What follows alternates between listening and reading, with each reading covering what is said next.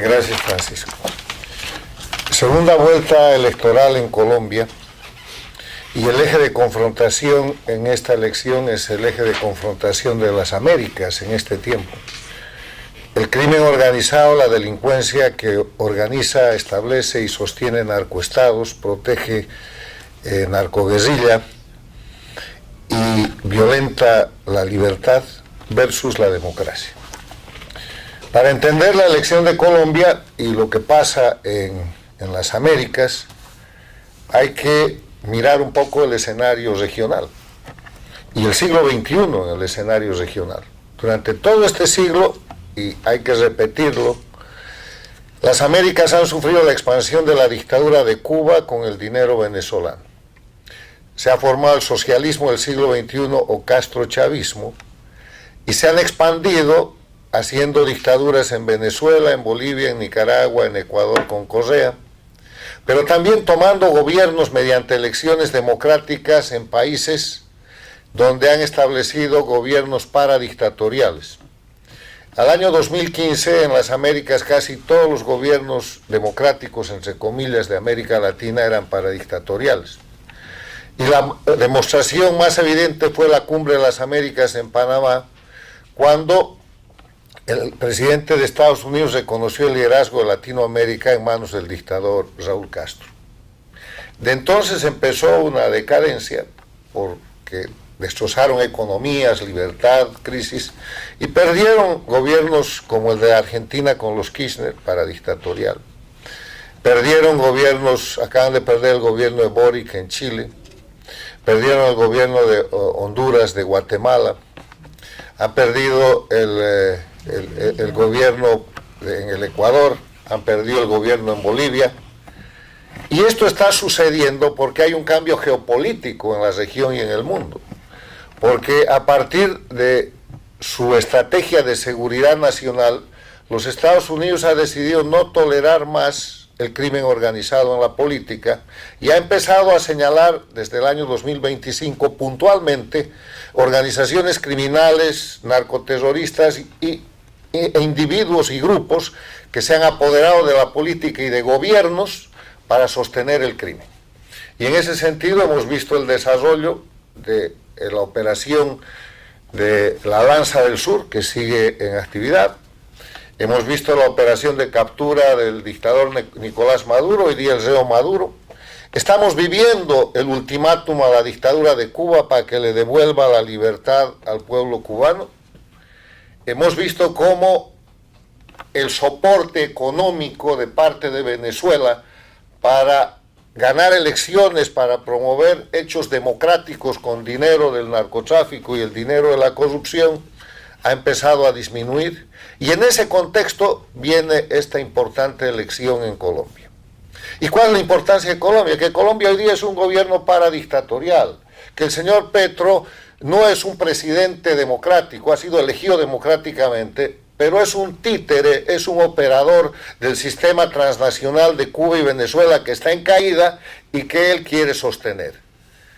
Era el crimen perfecto controlar la dictadura de Venezuela y expandirse sobre Colombia para presionar la recuperación democrática de Ecuador, que es lo que estaba pasando, hasta que el señor Petro tuvo que venir a los Estados Unidos y salió de la reunión con Trump convertido con poco menos que en la nueva mascota del presidente de Estados Unidos, y tuvo que empezar a bombardear los campamentos de las FARC y del ELN, porque si no, Estados Unidos lo iba a hacer, confesión del propio Petro.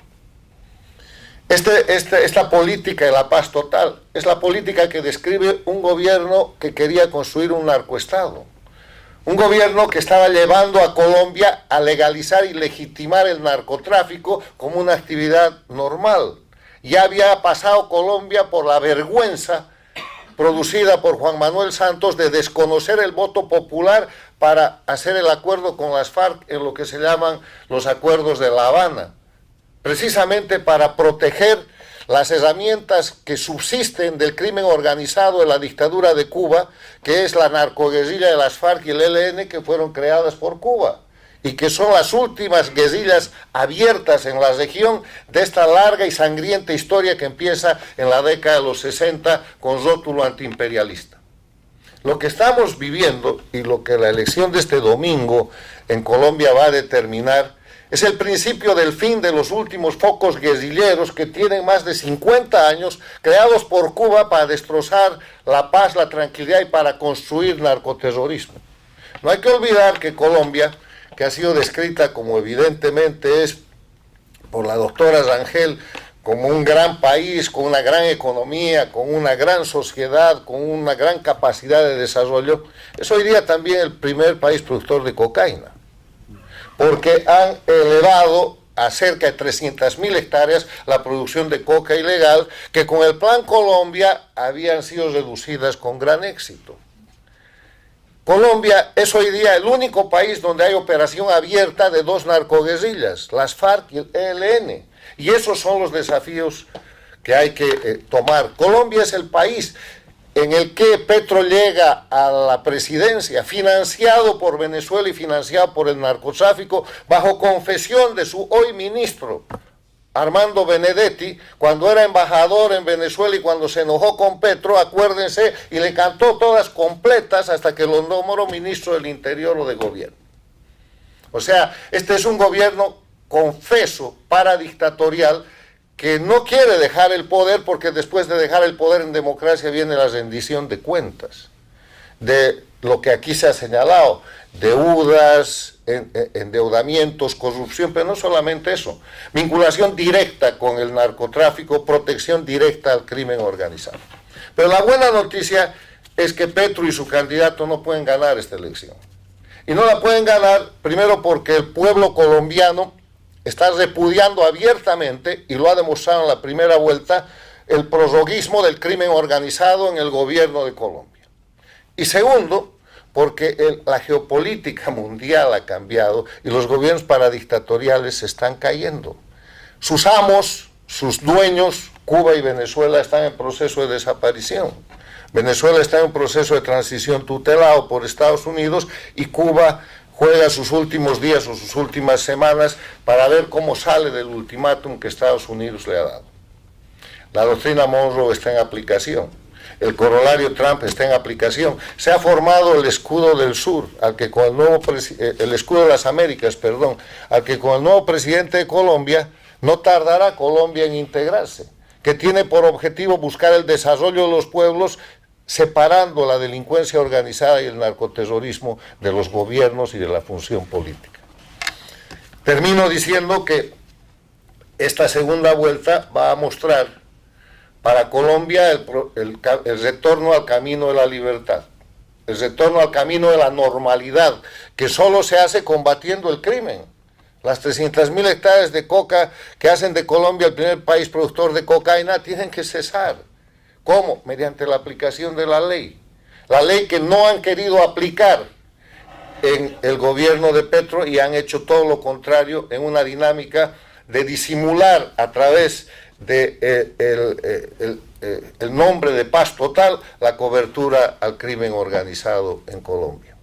Ya no tienen el aliado en Venezuela, están mirando lo que está pasando en la lucha antinarcoterrorista, con el ejemplo importante la semana pasada, la acción de parte de las Fuerzas Armadas de Estados Unidos contra el narcoterrorista denominado el Niño Guerrero, y saben porque que los narcotraficantes y los narcopolíticos o terminan procesados en tribunales de Estados Unidos o terminan bajo una operación militar. Estas son las razones por las que no va a ganar el candidato de Petro. No puede ganar, es inviable. Y el pueblo colombiano lo sabe y va a expresar su voto. Y si a Petro se le ocurre ejecutar acciones de terrorismo como las que aquí se temen y se han anunciado después de la elección, su destino será peor. El pueblo de Colombia está en el camino a recuperar la libertad plena de ese país democrático, de ese país extraordinario, y de darle a las Américas de nuevo el ejemplo de lucha contra el narcotráfico. Será un plan Colombia 2 o será lo que sea, pero Colombia, que tiene esas condiciones de sociedad, de poder, de economía, de pujanza, no puede seguir siendo el primer país productor de cocaína y el único con 2 operaciones abiertas de narcoguerrilla. Gracias.